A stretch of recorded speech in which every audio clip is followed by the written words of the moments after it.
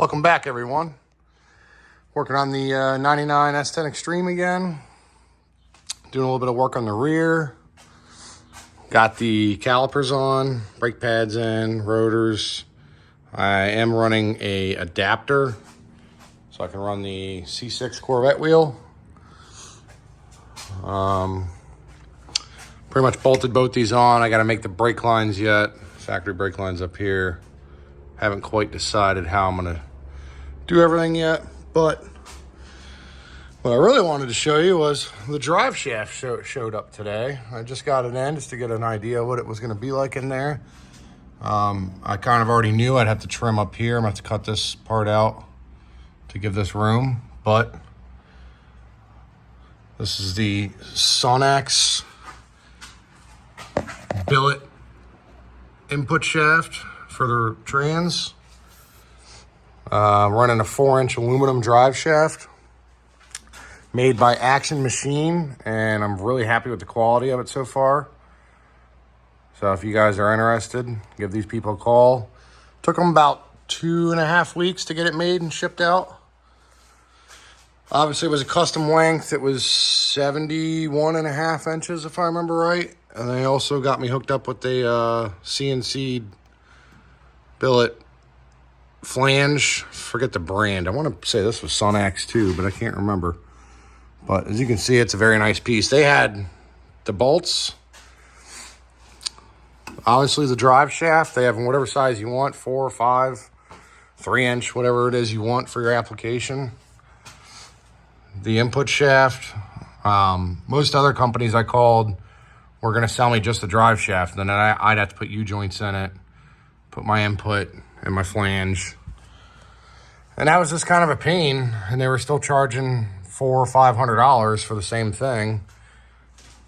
I upgraded. This probably would have been around $500 all done had I just got the basic stuff. But once I found out the prices, I was like, well, I might as well go ahead and upgrade. And that way, if I go turbo down the road, the truck will hold together. Won't have to worry about the drive shaft ever.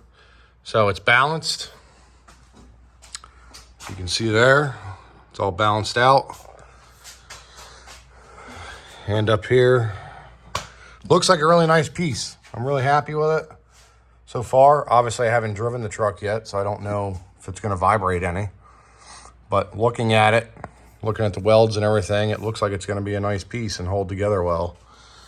It's very light, too. I was shocked at how light it was. I mean, it's aluminum, so I guess it's going to be light, but I was honestly expecting it to be a little bit heavier, but it's not. So that made me happy.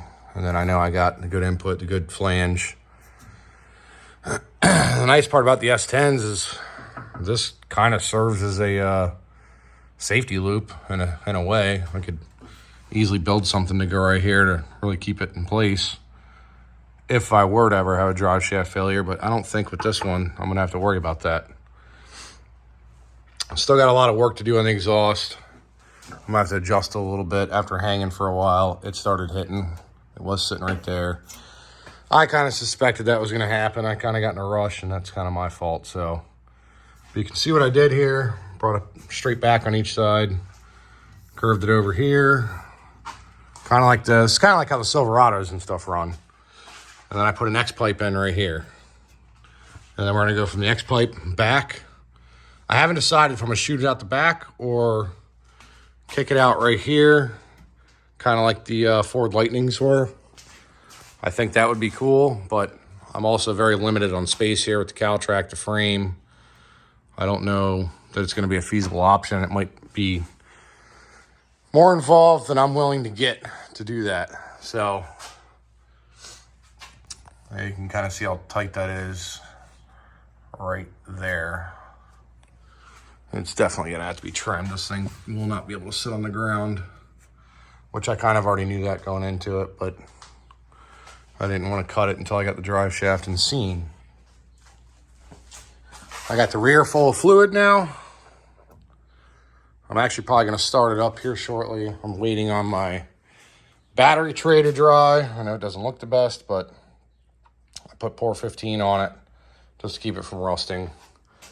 This stuff's great if you guys are looking for something out there to fix rust.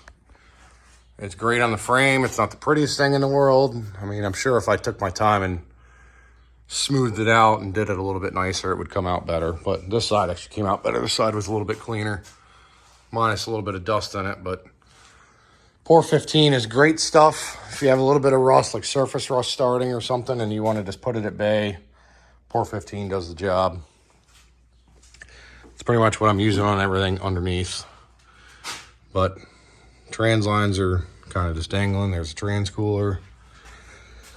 So we're making some progress. I'm hoping to test drive the truck within a week or two. That's my plan. Things don't always go to plan, but that is the plan for now. I just got to finish. I got to make the brake lines, and that's going to take the longest back here, figuring out, converting everything over. But be back with you guys shortly. I just wanted to show you this drive shaft.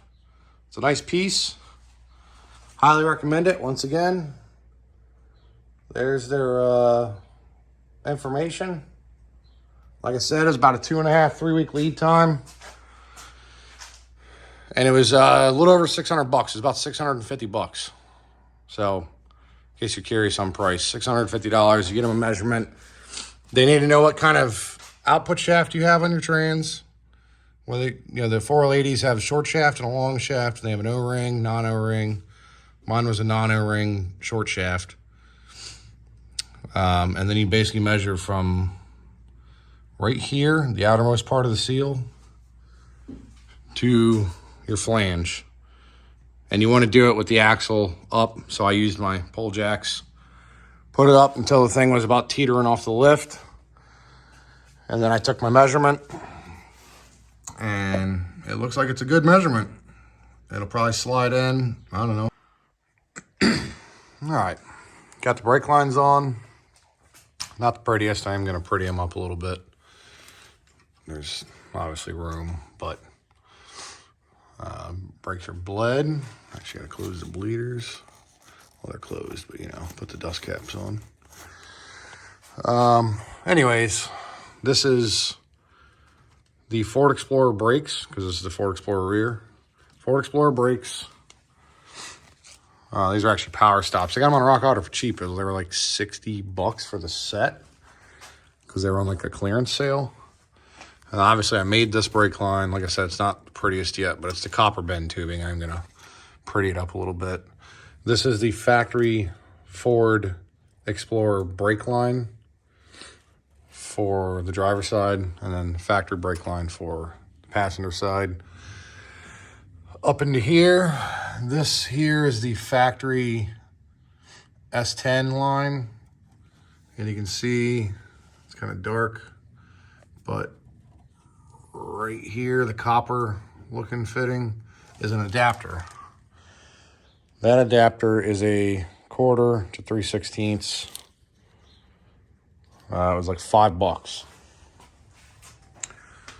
And that is all you need to adapt it. The Explorer rear had brake line on it, but it was even worse looking than what I just did. And like I said, I am going to pretty this up a little bit, because that one was also made. These line fittings are, I honestly forget what size they are. These ones, so they are 3/8 by 24.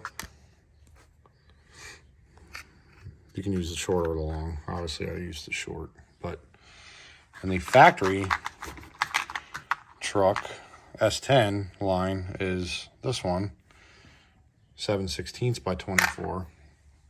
So that's what you're doing. You're converting it from 7/16 to 3/16. But got them all bled. As you can see, I started it up. I put it in gear on the lift. I didn't drive it or anything. There's still missing a shock. These are still loose. I still got a lot of tightening up to do before I can drive it. And also finish the exhaust. And that's the trans cooler. It's got to go up somewhere. But there's that drive shaft again.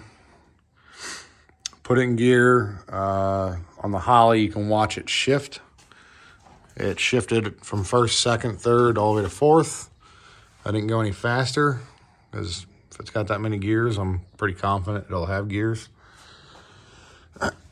So I gotta finish doing some of this crap, but we'll get to that. Also, see, I gotta tighten these.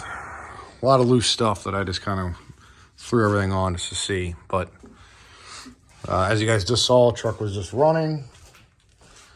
Runs good, has good oil pressure. It's got about 35 pounds at idle when it's hot, which I'm happy with. You can see the headers are starting to gold over a little bit or bronze over.